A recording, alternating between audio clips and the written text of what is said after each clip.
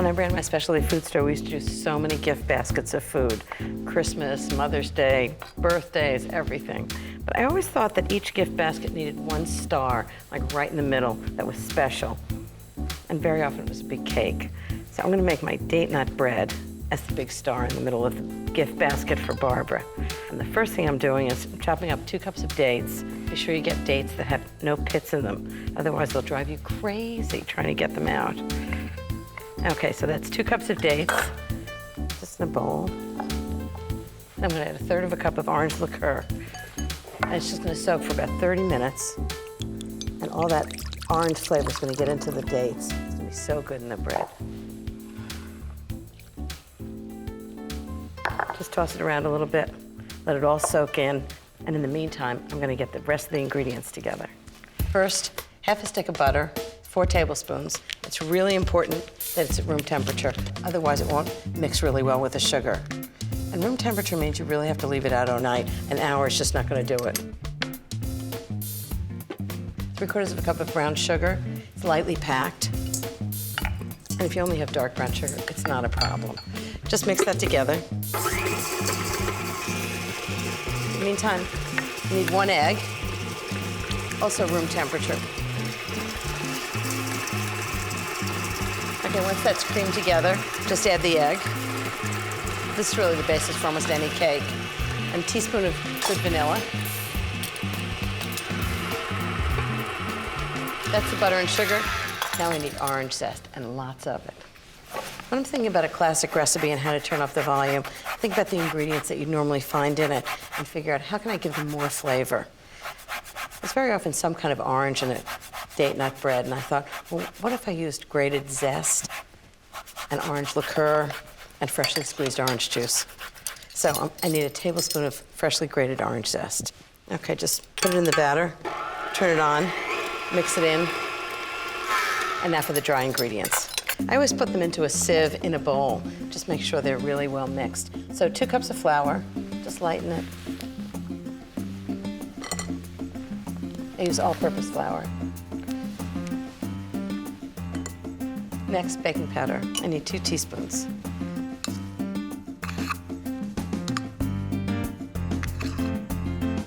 Half a teaspoon of baking soda.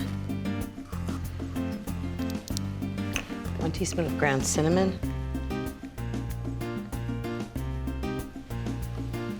A teaspoon of nutmeg. Already smells like spice.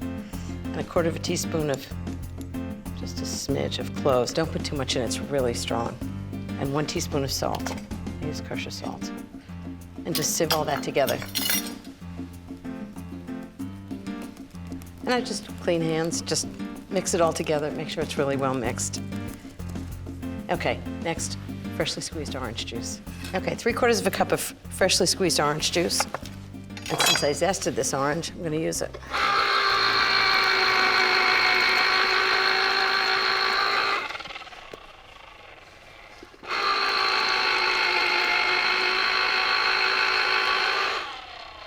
Perfect.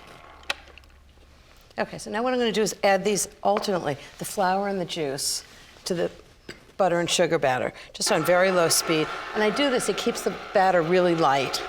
And just do it in about something like thirds. And then 1/3 of the juice. If you add all the juice at once, it gets too runny. And if you add all the flour at once, it gets too thick. Very low speed, you don't want to overbeat it.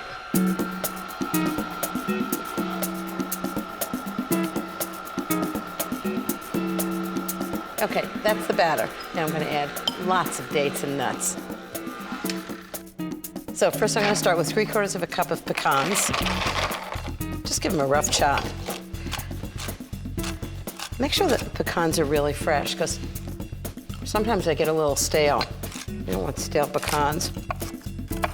I'm just gonna fold them into the batter. And these fabulous dates that I marinated in orange liqueur, including the orange liqueur, just put it all in. I'm just gonna fold this whole thing together. Very chunky date nut bread, very moist. Okay, I've got a pan here.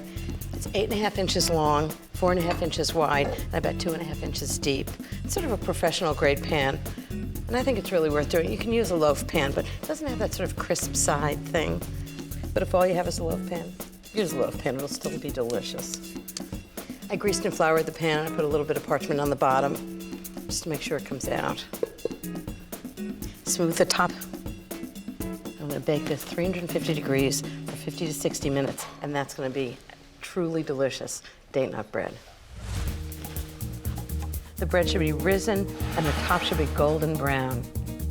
But it's still important to check that it's cooked all the way through. Test it with a toothpick. If it comes out clean, it's done. Then let it cool in the pan for about 10 minutes, and turn it out onto a wire rack and allow it to cool completely. So that's the date nut spice bread. It's amazing when you cut into it, all the dates and the nuts, and it's gonna be so delicious. Next, I'm gonna make homemade orange marmalade to go with it. And then tomorrow morning, I'm gonna make orange cream cheese. So good. And homemade muesli with fresh berries. This is gonna be a fantastic breakfast basket for Cassandra to bring to her mom. How nice is that?